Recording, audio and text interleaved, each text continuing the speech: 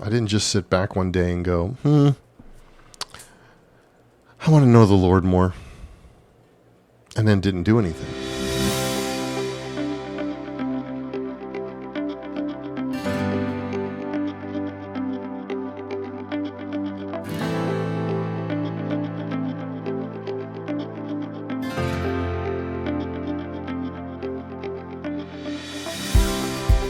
Hello and welcome to Walk Right, Path to Healing. I'm Steve, your host, and I'm thrilled to have you here today. This devotional podcast is designed to empower you on your path to healing, maybe your road to recovery, and I am hopeful that it lifts your spirits. I'm also hopeful that by the end of each one of these episodes, your heart's a little bit bigger, and maybe you know a little bit more about Jesus Christ.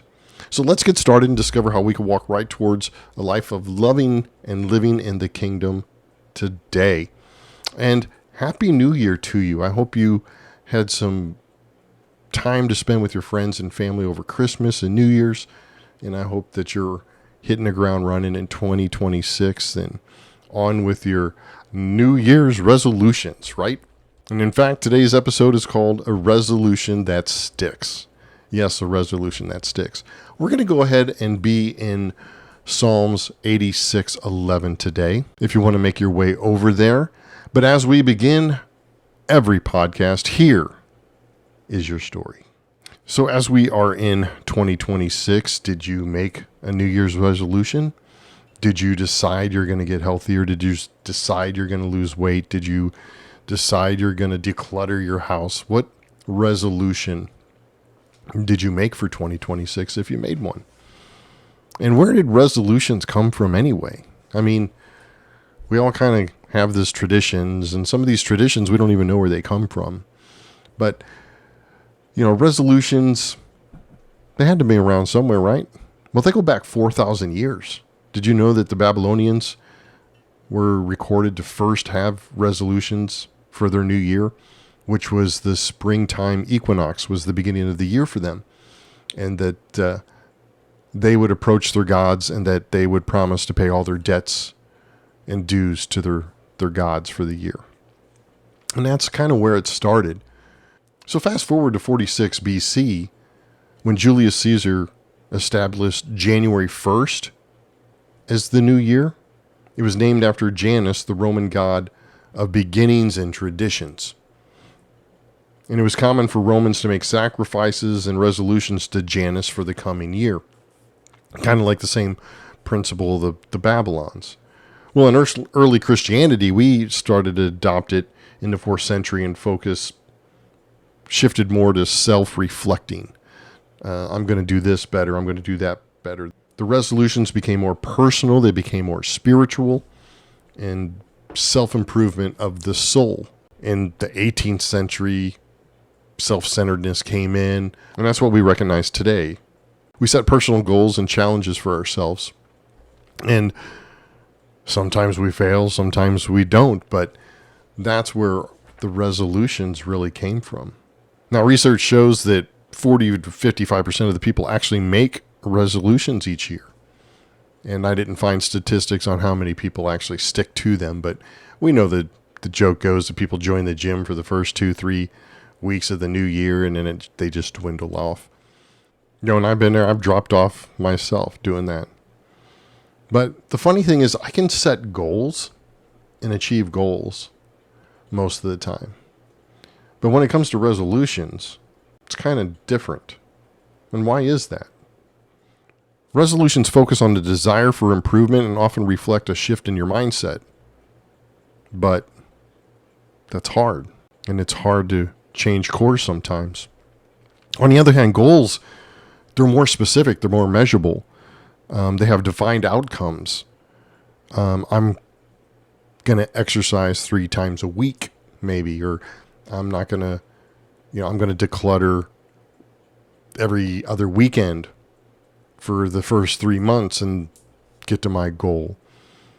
So there's different ideas. They're almost the same, but goals are more specific, more measurable. Resolutions are more broad and more about a desire. And I think that when we think of resolutions, I'm just going to do better this year, but we have no mapped out goal to try to get there. So that's why I like to do goals instead of a resolution, so to say. I think goals are easier to be mapped out. I think goals are easier for me personally. I can say I'm going to have a resolution to where I'm going to journal more. I have a resolution to where I'm going to be at more speaking engagements, but if I put that in a broad perspective, it's going to be hard. For me, I need to map out the specific goals. Because while resolutions are about the mindset, goals are about the action. So if I'm going to say I'm going to journal more, well, I'm going to journal at least 5 days out of the 7 days and then start trying to do that. And if I'm going to speak more at different places, well, then I need to send out 25 media kits to churches every month. Those are more goals that are attached to maybe the mindset of the resolution. But we have to remember that, one's a mindset, one's an action. And if you have the wrong mindset, it's going to be hard to change. It's going to be very hard to change. And that's where I think we need the help of the Lord. I think some people are just stuck in being comfortable and that they don't want to change. I mean, they have these resolutions, but really they don't have the power. So here's a New Year's resolution that will stick. I promise you that this will stick.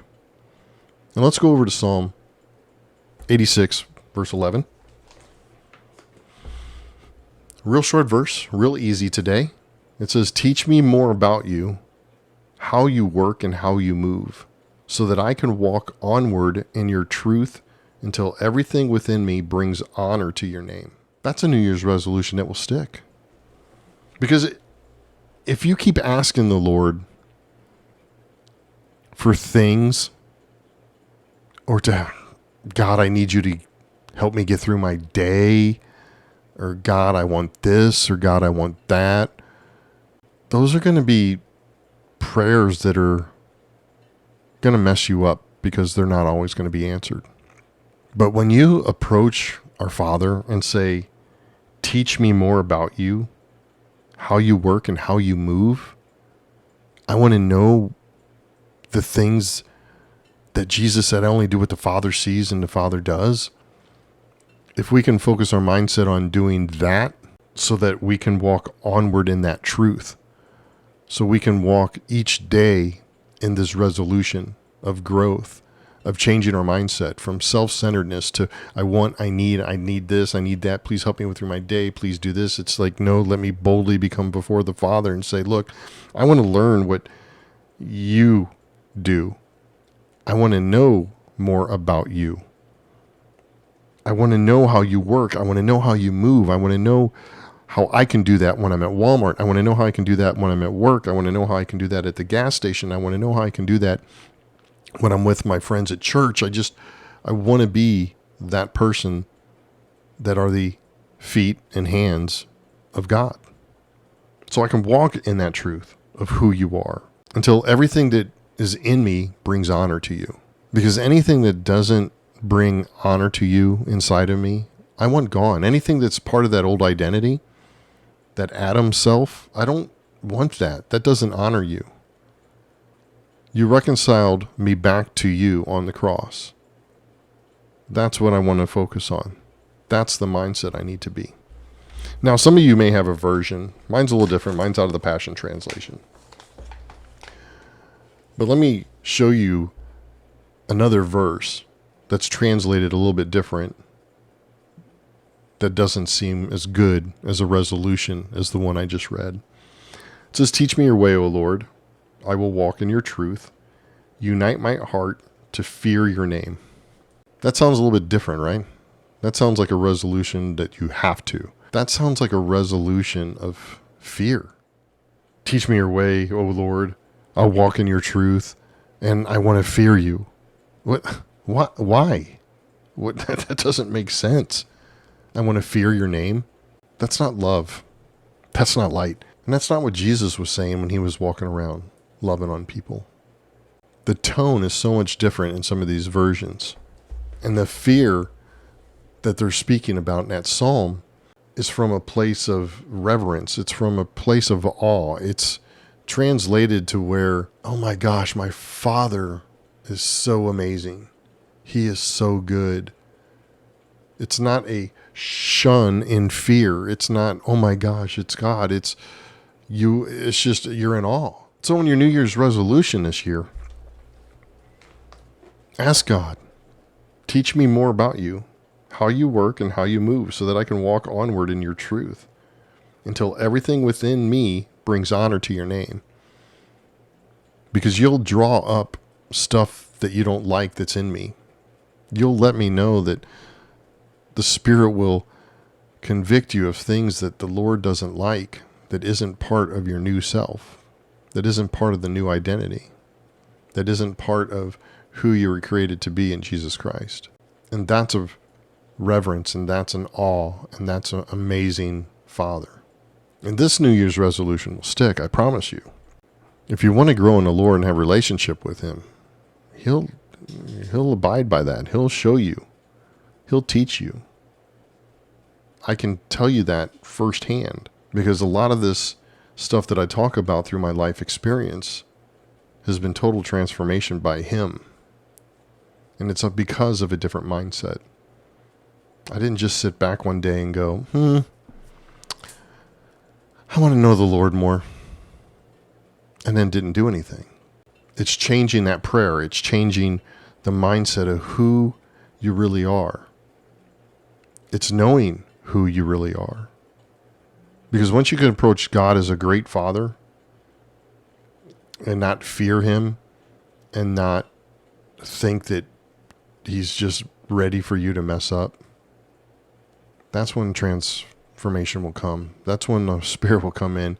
That's when you open up stuff. That's when you surrender stuff. That's when you allow yourself vulnerability for the Spirit to move you and transform you. It's a resolution that sticks.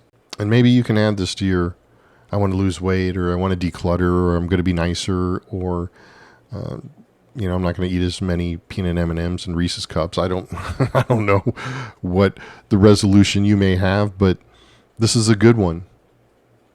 And if you just approach every day with this prayer, teach me more about you today, how you work and how you move, and teach me how I can live that out today, and teach me how to move forward with that. Just like when you make a resolution to lose weight, you have to go to the gym. You have to make that effort. You have to eat right. You have to do all these things. And you can transform, and you can do that. But it's hard to change that mindset until you surrender a lot of things. So if you're looking to the Lord and you say, look, I just want to be closer to the Lord, like I said, and I want to know more of the Lord this year, well, you're also going to have to work at it. It's a resolution that sticks, yes. But it also takes your part, just like all the other things. Because this year, I want to walk in truth. And I want to walk until everything within me brings honor to my Father. Not because I have to. Not because the Bible says so. Because that's what love produces. And if I can just be an ounce of the love that He pours out onto us, if I can just be an ounce of that in my world, God, that would be so great. That'd just be so wonderful. So try this resolution. It will stick. Because once He gets a hold of you, there's no stopping. There's no stopping. Thank you for joining me on this journey through Walk Right, a path to healing.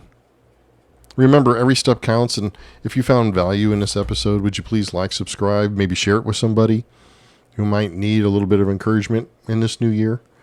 Be sure to subscribe so you never miss an episode, and you can join us anytime on YouTube or any of the podcast platforms. You can go back to listen to other episodes or continue to just catch up on the new ones. But it does help me if you like, subscribe, and share. But until then, keep walking right, and may your path be filled with hope and glory and purpose. And remember always, you're loved, you're holy. I'll see you in the next episode.